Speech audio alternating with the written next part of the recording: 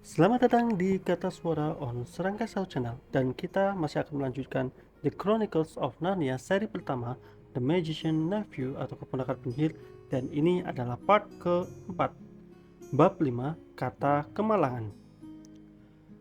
Kedua anak itu berdiri berhadapan di seberang pilar tempat bel tadi tergantung. Benda itu masih bergetar walau tidak lagi mengeluarkan suara apapun. Mendadak mereka mendengar suara pelan dari ujung ruangan yang masih tidak rusak.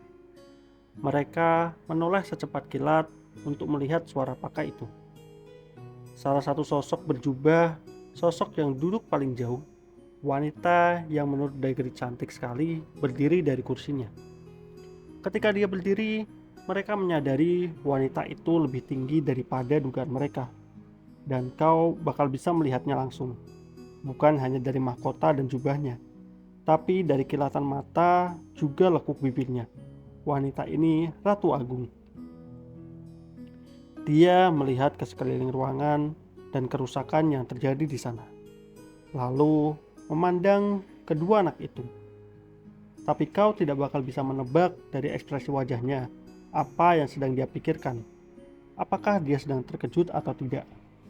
Dia berjalan ke depan dengan langkah-langkah panjang dan cepat. Siapa yang telah membangunkanku? Siapa yang telah mematahkan mantra? "Eh, kurasa akulah orangnya," kata Degri. "Kau?" kata sang ratu, meletakkan tangannya di bahu Degri. Tangannya putih dan indah, tapi Degri bisa merasakan tangan itu juga sekuat penjepit besi. "Kau, tapi kau hanyalah anak-anak, anak biasa. Hanya dengan pandangan sekilas, siapapun bisa langsung tahu kau tidak memiliki setetes pun darah bangsawan atau kemuliaan di nadimu. Kenapa anak sepertimu berani memasuki rumah ini? Kami datang dari pulau lain, dari dunia lain, dengan sihir," kata Polly, yang berpikir sudah saatnya sang ratu menyadari kehadirannya seperti dia menyadari keberadaan Dagri. "Apakah ini benar?" tanya sang ratu, masih memandangi Dagri dan tidak melihat bahkan sekilas pun ke Polly.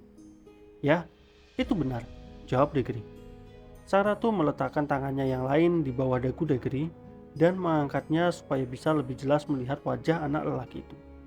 Dagri berusaha balas menatap, tapi tak lama kemudian dia harus menurunkan pandangannya. Ada sesuatu dalam mata sang ratu yang menguasainya.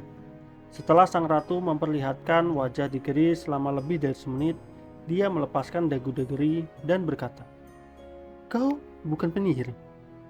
Tiada tanda penyihir pada dirimu. Kau pasti hanya pelayan penyihir. Karena sihir lainlah kau bisa sampai di sini." "Aku ada di sini karena pamanku, Paman Andrew," kata Degri. Tepat pada saat itu, bukan di ruangan tempat mereka berada, tapi di suatu tempat yang sangat dekat dari sana, terdengarlah suara runtuh pertama. Kemudian suara sesuatu retak. Lalu gemuruh bebatuan rubuh dan lantai pun bergetar. "Terlalu berbahaya berada di sini. Seluruh tempat ini akan hancur. Kalau kita tidak keluar dari sini sekarang, dalam hitungan menit kita akan terkubur di dalam reruntuhannya." Dia berbicara dengan tenang seolah hanya sedang memberitahu jam berapa sekarang. "Ayo," dia menambahkan, kemudian menjulurkan kedua tangannya ke Daggeri dan Polly. Polly yang tidak menyukai sang ratu dan merasa agak merajuk, tidak akan membiarkan tangannya diraih kalau saja dia punya pilihan lain. Tapi walaupun sang ratu berbicara dengan nada yang tenang, gerakannya secepat pikiran.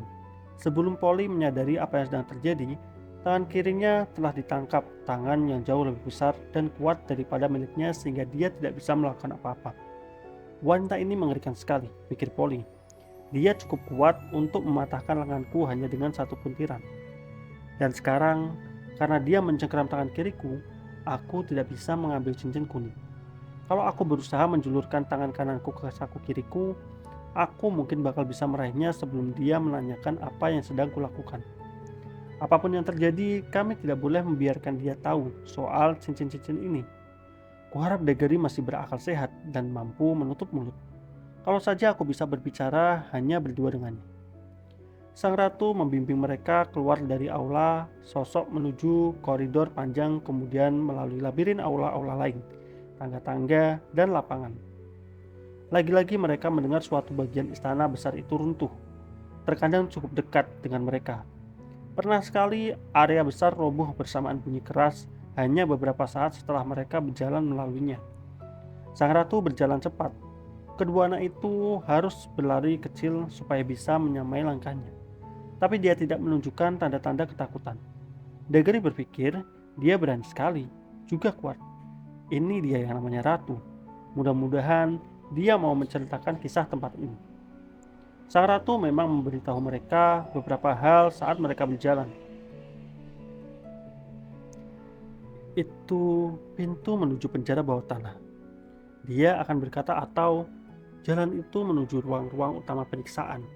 Atau di sini dulu aula jamuan pesta tempat kakek buyutku menjamu 700 bangsawan untuk berpesta pora, kemudian membunuh mereka semua sebelum mereka menghabiskan minuman mereka. Mereka memiliki pikiran-pikiran memberontak. Akhirnya mereka sampai ke suatu aula yang lebih besar dan lengang daripada yang pernah mereka lihat sebelumnya. Dari ukuran dan bentuk pintu-pintu besar di ujung jauhnya, Degeri berpikir akhirnya mereka telah sampai di pintu masuk utama. Dalam kasus ini dia benar. Pintu-pintu itu berwarna hitam kelam, mungkin terbuat dari kayu eboni atau semacam logam hitam yang tidak ditemukan di dunia kita. Pintu-pintu tersebut dipasung dengan palang-palang besar, yang sebagian besarnya terlalu tinggi untuk diraih dan terlalu berat untuk diangkat. Degeri bertanya-tanya, bagaimana caranya mereka akan keluar. Sang ratu melepaskan tangannya dan mengangkat lengan. Dia menegakkan badan dan berdiri bergeming. Kemudian dia mengatakan sesuatu yang tidak bisa dimengerti kedua anak itu, yang pasti kedengarannya mengerikan, dan bergerak seolah melemparkan sesuatu ke pintu-pintu itu. Lalu kedua daun pintu yang tinggi dan berat itu bergetar beberapa detik seolah keduanya terbuat dari sutra. Kemudian luluh lantak hingga tidak bersisa apapun kecuali tumpukan debu di ambang pintu. Siul Degeri. Apakah majikan penyihirmu, maksudku pamanmu, punya kekuatan sepertiku? Tanya sang ratu. Dia mencengkeram keras tangan Degeri lagi. Tapi aku akan tahu sendiri nanti. Sementara itu, ingatlah apa yang telah kau lihat. Inilah yang terjadi pada benda-benda, juga orang-orang yang menghalangi kehendakku.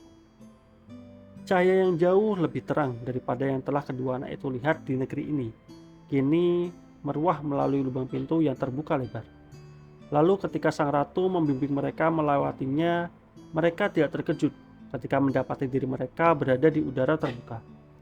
Angin yang menerpa wajah mereka terasa dingin, tapi entah kenapa lembab dan tidak segar. Mereka kini berada di teras tinggi. Di bawah mereka terbentang daratan luas, rendah di bawah dan di dekat horizon, bergantung matahari merah besar, lebih besar daripada matahari kita. Degeri langsung merasa matahari itu juga berusaha atau berusia lebih tua daripada matahari kita. Matahari yang mendekati ajal, lebih menatap dunia di bawahnya. Di sebelah kiri matahari itu, lebih tinggi di atas, tampak sebuah bintang, besar dan bersinar terang. Hanya dua benda itu yang terlihat di langit kelam. Keduanya membentuk kelompok muram, dan di bumi, di setiap arah, sejauh mata bisa memandang, terbentang kota luas tempat tidak terlihat satupun makhluk hidup di dalamnya. Dan semua kuil, menara, istana, piramid, juga jembatan menciptakan bayangan-bayangan panjang yang tampak mengancam di bawah sinar matahari yang melemah itu. Sebuah sungai besar pernah mengalir menembusi kota tersebut, tapi airnya telah lama mengering, dan kini yang tersisa tinggal selokan lebar abu-abu berdebu. Pandanglah baik-baik pemandangan yang tidak akan pernah dilihat mata manapun lagi, kata sang ratu. Begitulah Charm, kota menakjubkan, kota raja di antara para raja, keajaiban dunia, mungkin keajaiban semua dunia. Apakah pamanmu memerintah kota sehebat ini, nak? Tidak, kata Degri. Dia baru berniat menjelaskan Paman Andrew tidaklah memerintah kota apapun, tapi sang ratu sudah melanjutkan.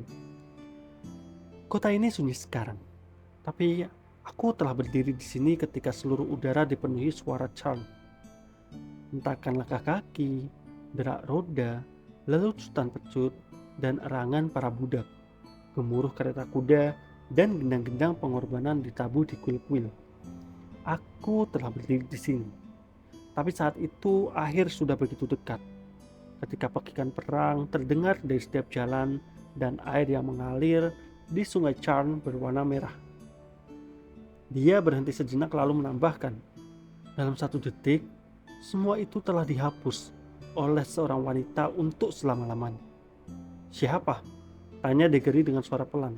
Tapi dia telah menebak jawabannya. Aku, jawab sang ratu.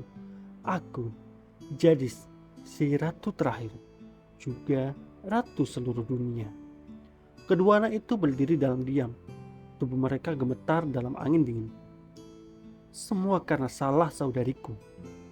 Dia yang membuatku melakukan itu. Semoga kutukan segala kutukan mengikatnya selamanya. Aku sudah siap berdamai kapanpun saja. Ya, juga untuk mengampuni jiwanya. Kalau saja dia membiarkan tahta menjadi milikku. Tapi tidak. Keangkuhannya telah menghancurkan seluruh dunia. Bahkan setelah perang dimulai, ada perjanjian sah bahwa tidak ada pihak yang boleh menggunakan sihir. Tapi ketika dia melanggar janjinya itu, apalagi yang bisa kulakukan? Dasar bodoh. Seolah dia tidak tahu aku punya lebih banyak sihir daripada dirinya. Dia bahkan tahu aku memiliki rahasia kata kemalangan.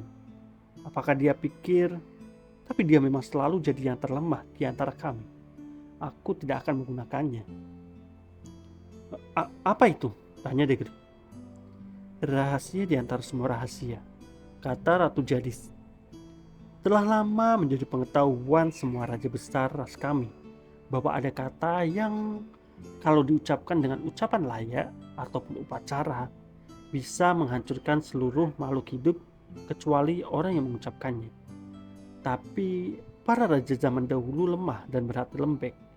Mereka mengikat diri mereka sendiri dan semua orang yang mendatangi mereka dengan sumpah besar untuk tidak akan pernah bahkan berusaha mencari pengetahuan tentang kata itu. Tapi aku telah mempelajarinya di tempat rahasia dan membayar harga mahal untuk pelajarinya. Aku tidak menggunakannya hingga saudariku memaksaku. Aku bertumpur untuk mengatasinya dengan berbagai cara lain. Aku menumpahkan darah pasukanku seperti air.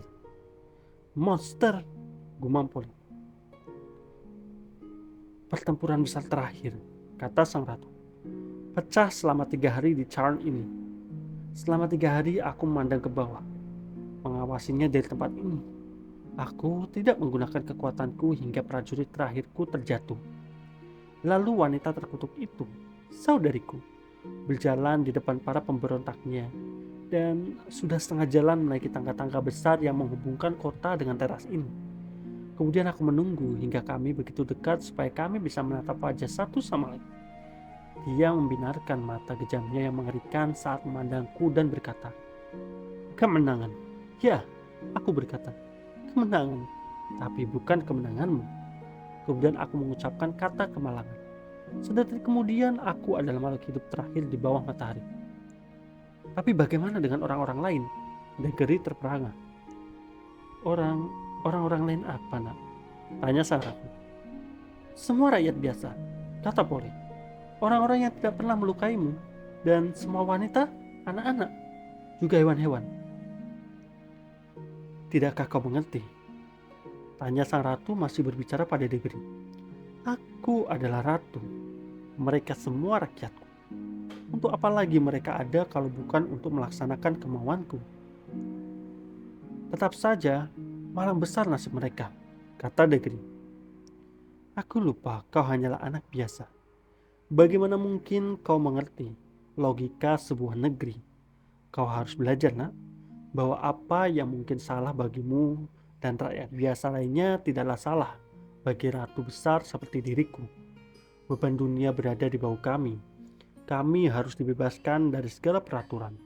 Jalan nasib kami tinggi dan sepi. Degeri mendadak teringat Paman Andrew pernah menggunakan kata-kata yang persis sama. Tapi kata-kata itu terdengar lebih anggun ketika Ratu Jadis yang mengucapkannya. Mungkin karena Paman Andrew tidaklah setinggi 210 cm dan cantik mempesona. Katanya, apa yang kau lakukan setelahnya? Kata Degeri. Aku telah memasang mantra-mantra kuat di aula tempat patung-patung leluhurku duduk. Dan kekuatan mantra-mantra itu akan membuatku tertidur bersama mereka. Juga seperti patung dan tidak membutuhkan makanan maupun api. Walaupun untuk ribuan tahun lamanya, sampai seseorang datang memukul bel dan membangunkanku. Apakah kata kemalangan yang menjadikan matahari begitu? Tanya Degri. Seperti apa? Begitu besar, begitu merah, dan begitu dingin. Sejak dulu selalu begitu. Setidaknya selama ratusan ribu tahun, apakah duniamu memiliki jenis matahari yang berbeda? Ya, matahari kami lebih kecil dan kuning, juga memberi lebih banyak panas. Sang ratu mengeluarkan suara panjang. Dan di wajahnya, Degeri melihat ekspresi lapar dan serakah yang sama dengan yang pernah dilihatnya pada wajah Paman Andrew. Jadi, duniamu dunia yang lebih muda. Dia berhenti sejenak untuk melihat sekali lagi kota terlantar itu. Kalaupun dia merasakan penyesalan atas segala kejahatan yang telah dilakukannya di sana, dia tidak menunjukkannya sama sekali. Kemudian berkata, "Nah, ayo kita berangkat. Dingin di sini di akhir segala zaman." "Berangkat kemana?" tanya kedua anak itu. "Kemana? Tentu saja ke duniamu." Polly dan Degeri bersitatap, terpaku ketakutan. Sejak awal Polly sudah tidak menyukai sang ratu, dan bahkan Degeri. Kini setelah dia mendengar ceritanya, merasa telah cukup mendengar tentang wanita itu. Jelas sekali, dia bukanlah sejenis orang yang ingin kita ajak pulang. Dan kalaupun mereka menyukainya, mereka tidak tahu bagaimana caranya. Mereka sendiri ingin pergi dari sana. Tapi Polly tidak bisa meraih cincinnya dan tentu saja Degeri tidak bisa pergi tanpanya. Wajah Degeri menjadi merah sekali dan dia berkata dengan terbata-bata, Oh, dunia kami. Aku tidak nyangka kau mau pergi ke sana. Untuk apa lagi kau dikirim ke sini kalau bukan untuk menjemputku?" tanya Jadis. Aku yakin kau tidak akan menyukai dunia kami sama sekali. Bukan tempat yang pantas untukmu. Ya kan, Polly? Membosankan sekali di sana. Benar-benar tidak pantas untuk dilihat. Tak lama lagi, pasti akan jadi pantas dilihat begitu aku memerintahnya, jawab sang ratu. "Oh, tapi kau tidak bisa melakukan itu. Keadaannya berbeda. Mereka tidak akan membiarkan." Di wajah sang ratu terkembang senyum meremehkan. Banyak raja hebat berpikir mereka bisa bertahan melawan kerajaan Charles. Tapi mereka semua terjatuh dan nama mereka dilupakan. Bocah bodoh, apakah kau pikir aku dengan kecantikan dan sihirku tidak akan memiliki seluruh duniamu di bawah kakiku sebelum 1 tahun berlalu? Siapkan mantramu dan segera bawa aku ke sana. Ini mengerikan sekali, kata Degeri ke Polly. Mungkin kau mengkhawatirkan paman. Tapi kalau dia menghormatiku dengan tulus, dia diperkenankan menyimpan nyawa dan tahtanya. Aku tidak datang untuk berperang melawannya. Dia pasti penyihir besar karena telah menemukan cara mengirimmu ke sini. Apakah dia raja seluruh duniamu atau hanya sebagian? Dia bukan raja daerah manapun. Kau berbohong. Bukankah sihir selalu diturunkan lewat darah bangsawan? Siapa yang pernah mendengar rakyat biasa menjadi penyihir? Aku bisa melihat kebenaran biarpun tidak kau ucapkan. Pamanmu adalah raja besar dan ahli sihir terhebat di duniamu. Dan dengan kemampuannya, dia telah melihat bayangan wajahku pada semacam cermin ajaib atau mata air bertuah. Lalu karena kekagumannya akan kecantikanku, dia telah membuat mantra kuat yang mengguncang duniamu hingga ke akarnya, mengirimmu ke melewati padang pasir luas di antara dunia dan dunia untuk meminangku, membawaku ke hadapannya. Jawablah, bukankah begitu kejadiannya? Ya, tidak juga sih, jawab Degeri. Tidak juga, teriak Polly. Semua itu benar-benar omong kosong sejak awal sampai akhir. Makhluk rendah, teriak sang ratu, menoleh penuh kemarahan ke arah Polly dan menjambak rambutnya. Di bagian paling atas kepalanya, di tempat yang paling menyakitkan. Tapi dengan melakukan itu, dia melepaskan kedua tangan Daggery dan Polly. Sekarang, teriak Daggery dan cepat, teriak Polly. Mereka membenamkan tangan kiri mereka ke saku.